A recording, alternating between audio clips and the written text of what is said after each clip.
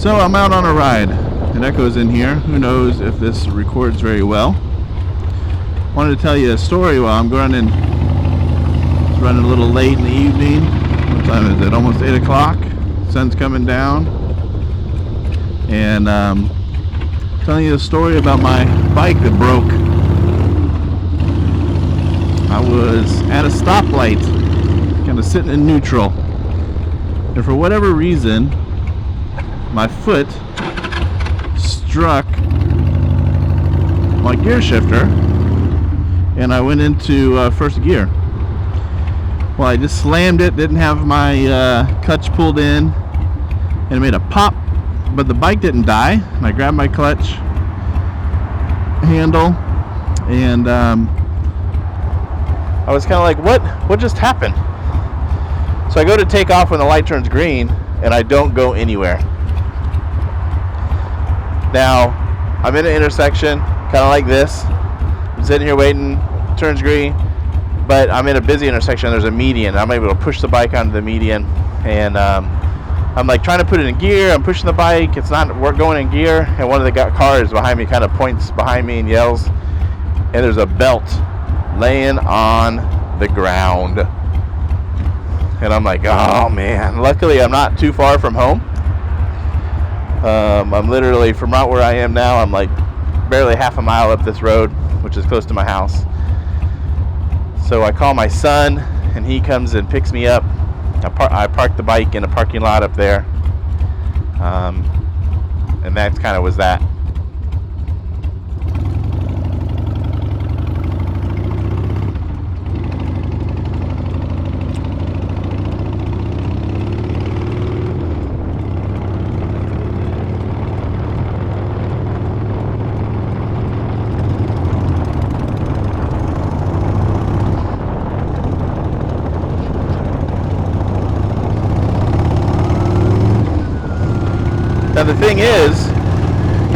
Now the thing is the parking lot I parked it in is a closed building, and there's a bunch of homeless people all around it. And of course I locked it up and everything, and I'm sitting at home thinking about what I'm gonna do, and I decide I need to recover my bike. So I get my two boys and we jump in the van and we head up to there, and I jam this motorcycle in the back of my minivan, which barely fits, but we got the bike home.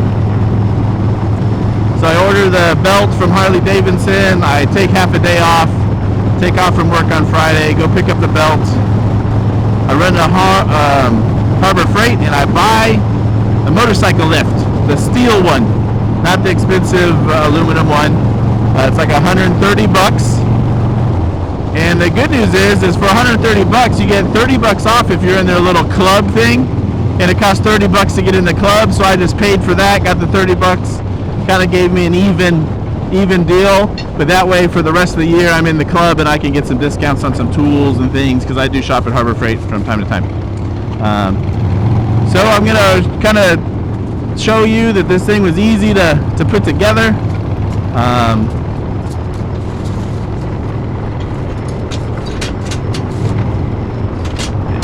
Only a few parts you got to put together. The instructions don't seem too good. They kind of don't go in a good order in my opinion. But it's easy to figure out and get together.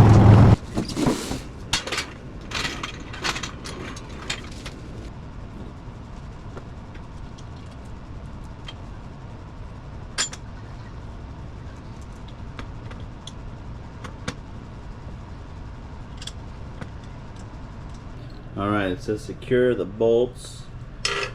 Whoa. One there. Whoa, two there.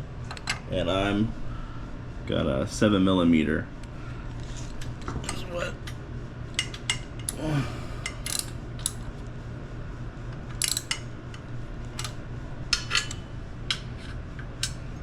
And it says lift. So you lift this bar is gonna have to come up onto this bar. Notice how you can't just do that. It's because I am stuck on something. Oh, over here, notice that I raised it up, lifted so this caught. Make sure this thing isn't caught. Oh, it's on each side.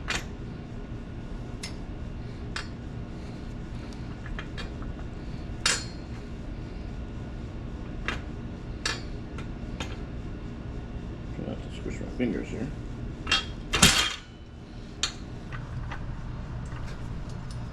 And then there's a bolt right here that screws in. So the locking bar has 2 nuts on it. Fit in.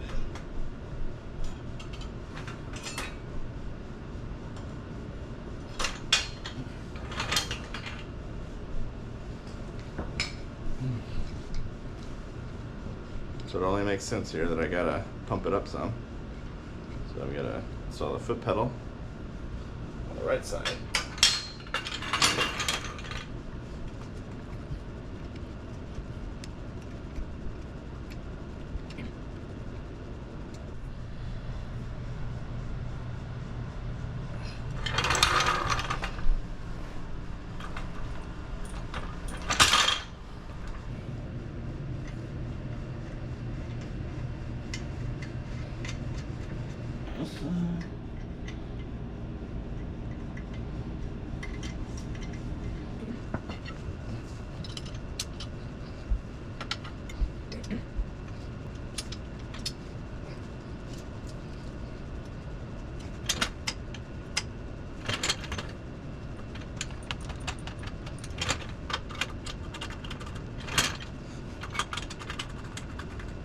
All right, here we go. We got the jack stand, or whatever this thing is called, lift, set up.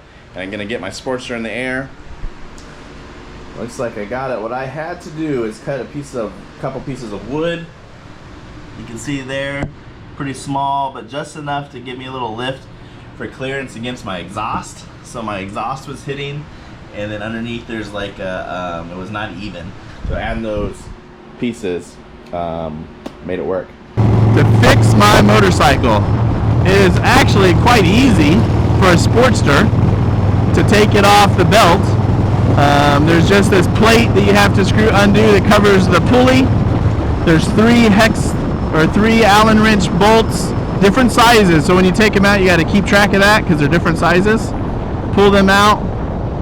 On the custom, the XL100 or the XL1200C, it has a hanger on for my exhaust, and I had to take off a nut.